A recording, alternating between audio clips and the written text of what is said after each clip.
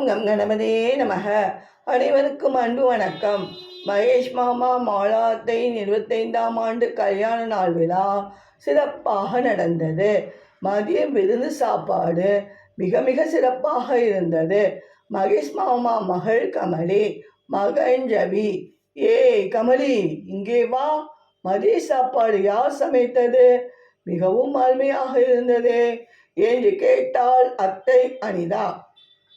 அத்தை, சரோஜாக்கா தான் சமைச்சாங்க.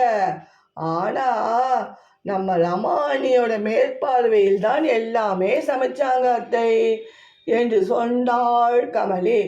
என்னது, ரமாவா என்று அதிர்ந்தாள் அனு அத்தை. 3 மாதங்களுக்கு முன்புதான் ரமாவுக்கு கர்ப்பப்பை ஆபரேஷன் செய்தார்கள்.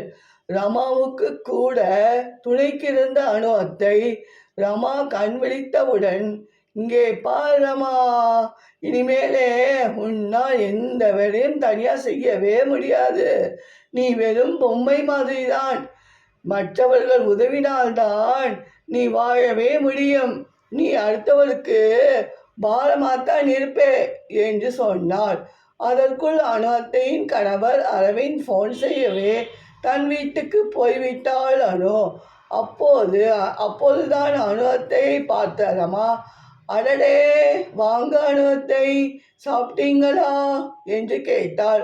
ஆமாம் ரமா, நீ எப்படி இருக்கே என்று கேட்டாள் அனு.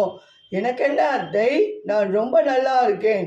ஹாஸ்பிட்டலில் நீங்கள் போன பிறகு என் கணவர் ரமேஷின் நண்பர் ரஞ்சித், அவர் மனைவி ரதி என்னை பார்க்க வந்தனர். God is with you forever. Rama, நீங்கள் எதுவும் கவலைப்படாதீங்க. 15 நாள் பெட் ரெஸ்ட் இருங்க, எல்லாம் சரியாயிடும். பழையபடி நீங்கள் எல்லா வேலையும் செய்யலாம் என்று தைரியம் அளித்தனர்.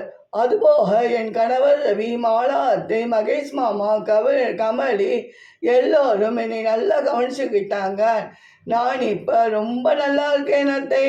இனிமேல் நீங்கள் யாரையும் இந்த மாதிரி பேசாதீங்க.